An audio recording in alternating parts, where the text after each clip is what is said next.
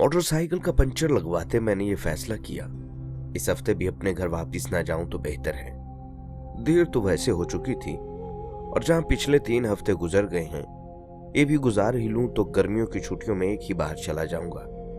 इस सोच विचार में रोड पर खड़े मैं 15-16 साल के एक नौजवान की तरफ मुतवज्जह हुआ। वो अजीब सवालिया नजरों से मेरी जानिब देख रहा था, जैसे कोई बात करना चाह रहा हूं, लेकिन रश की वजह से कर नहीं पा रहा था।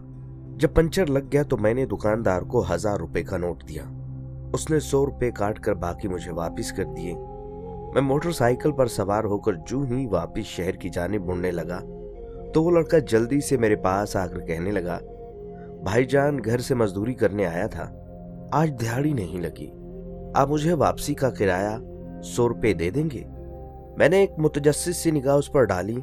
सादा सा लिबास, माथे पर तेल से चिपके हुए बाल, पाँव में सिमट भरा जूता, वो मुझे सच्चा लगा।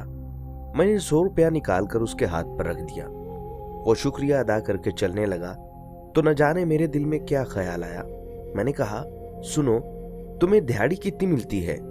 उसके जवाब देने से पहले ही मैंने बाकी 800 रुपये भी उसकी तरफ बढ़ा दी। वो हिचकिचाते हुए पीछे हटा और कहने लगा, नहीं भाईजान, मेरा घर मढ़ाली शरीफ में है, मैं 2-3 घंटे में पैदल भी जा सकता था, लेकिन कल से माँ जी की तबीयत ठीक नहीं, ऊपर से दिहाड़ी भी नहीं लगी, सोचा आज जल्दी जाकर माँ जी की खिदमत करूंगा।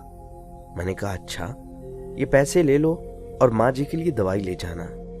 वो कहने लगा, दवाई तो जी मैं कल ही ले गया था, आज सारा दिन माँ के पास रहूंगा, वो खुद ही ठीक हो जाएंगी। माएं दवाई से कहां ठीक होती हैं बाबूजी? मैंने हैरान होकर पूछा, तुम्हारा नाम क्या है? इतने में उसकी बस आ गई। वो बस की छत पर लपक कर चढ़ गया और मेरी तरफ मुस्कुराते हुए जोर से बोला, गुल्लू। गुल्लू की बस आहिस्ता आहिस्ता दूर होती जा रही थी, लेकिन गुल्लू के वापस किए हुए 800 रुपए मेरी हथेली पर पड़े हुए थे और मैं हाई स्ट्रीट के रश में खुद को यकदम बहुत अकेला महसूस करने लगा। कुछ सोचकर मैंने मोटरसाइकिल का रुख रेलवे स्टेशन की तरफ मोड़ लिया। मोटरसाइकिल को स्टैंड पर खड़ा करके टोकन लिया और टिकट घर से 700 रुपए में खानेवाल का टिकट लेकर गाड़ी के इंतजार में बेंच पर बैठ गया। कब गाड़ी आई, कैसे मैं सवार हुआ, कुछ खबर नहीं। चीचावतनी के स्टेशन पर उतरकर फाटक से अपने गांव के रिक्शे पर सवार हुआ। आखिरी बचे हुए 100 रुपए किराया देकर जब शाम ढले अपने घर के दरवाजे से अंदर दाखिल हुआ तो सामने सहन में चारपाई पर अम्मी जान सर पर कपड़ा बांधे नीम दराज थी। मेरा बड़ा भाई दवाई का चम्मच भरकर उन्हें पिला रहा था। मुझे देखते ही अम्मी जान उठ खड़ी हुई और ऊंची आवाज में कहने लगी, मेरा पुत्र खैर से घर आ गया, अब मैं बिल्कुल ठीक हूं।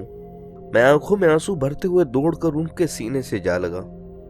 बस के गेट में खड़े गुल्लू मुस्कुराता हुआ यकदम मेरी आंखों के सामने आ गया और मैं समझ गया उसने मुझे 800 रुपए वापिस क्यों किए थे। वालिदैन की जान अपने बच्चों में होती है, इस बात का ख्याल रखा करें। वालिदैन का कोई नेमुल बदल नहीं होता। अगर आप उन्हें कुछ दे नहीं सकते तो खैर है, लेकिन उन्हें अपनी जिंदगी में से वो कीमती वक्त जरूर दें जिनसे उन्हें एहसास हो कि वो आपके लिए इंतहाई अहम है। माँ दवाइयों से कहां ठीक होती है। माँ बाप को आपके पैसों की जरूरत नहीं, आपकी भेजी दवाओं की नहीं, आपकी जरूरत होती है।